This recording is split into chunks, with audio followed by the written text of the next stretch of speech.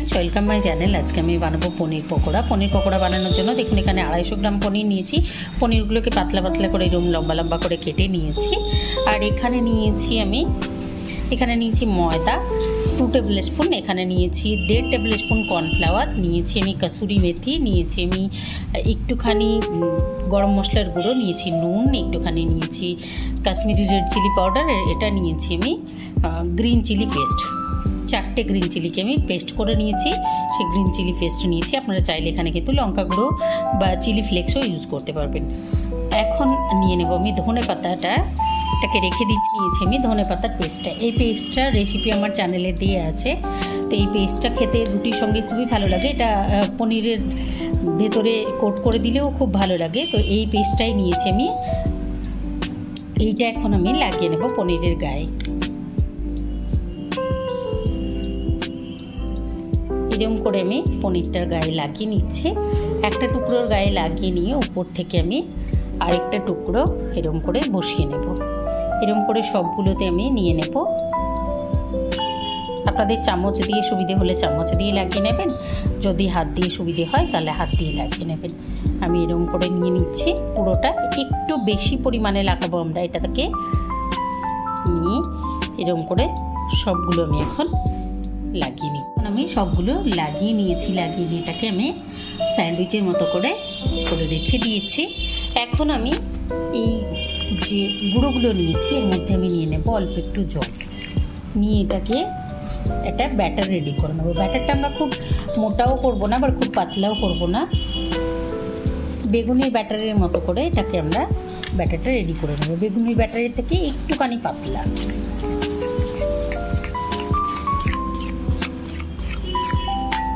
দিয়ে দিয়েছি আমি অল্প একটুখানি হলুদ,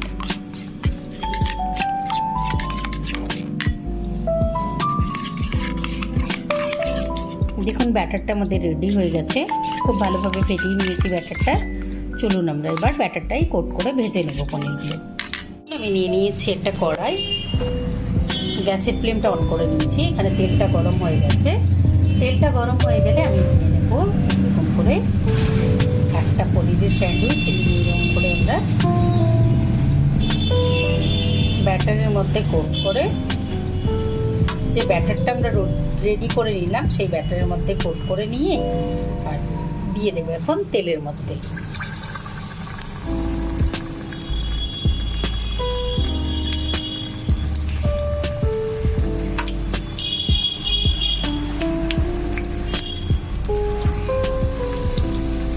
দিয়ে নিচ্ছি আমি সবকটা। দেখুন গ্যাসের ফ্লেমটা আমি মিডিয়াম লো রেখেছি। এখন আমি এগুলোকে একটু উল্টে নেব। তো উল্টে নেওয়ার আগে এটাকে আমি টাচ করব না, এটাকে আমি কড়াইটা ধরে একটু ঝাঁকিয়ে নিচ্ছি।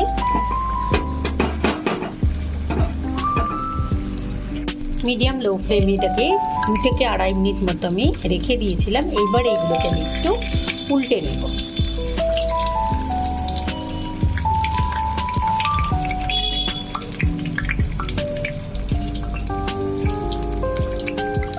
সবগুলোকে আমি উল্টে নিচ্ছি।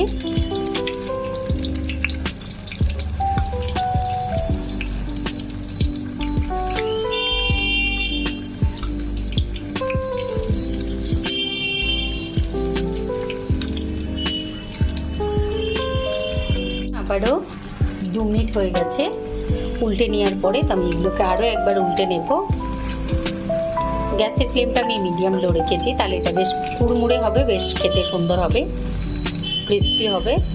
আপনারা চাইলে বেশি ক্রিস্পি করতে চাইলে ব্যাটারটার মধ্যে একটুখানি গরম তেল তুলে, যখন তেলটা গরম হয়ে যাবে তখন ওই তেলটা তুলে 1 টেবিল স্পুন তেল ব্যাটারটার মধ্যে দিয়ে দেবেন, দিয়ে নাড়িয়ে নেবেন। তারপরেই পনিরগুলো কোট করবেন, তাহলে আরও বেশি ক্রিস্পি হবে।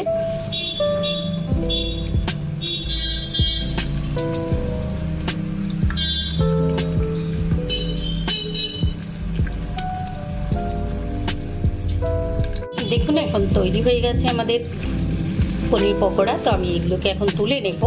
এটার কিন্তু জুড়ি মেলা ভার, এটার টেস্ট এত সুন্দর হয়। আপনারা চাইলে এটা কিন্তু বিকেলবেলা চায়ের সঙ্গে সার্ভ করতে পারেন, এটা পোলাওয়ের সঙ্গে খুব ভালো চাই, এটা ফ্রাইড রাইসের সঙ্গে খুব ভালো চাই। তো এখন তুলে নিচ্ছি আমি গ্যাসের ফ্লেম অফ করে। দেখলেন তো কত ইজিলি তৈরি হয়ে গেল আমাদের পনির পকোড়া। তো আপনারা অবশ্যই এটা ট্রাই করবেন, কমেন্ট করে জানাবেন, লাইক করবেন, আমার চ্যানেলকে সাবস্ক্রাইব করবেন। Thank you.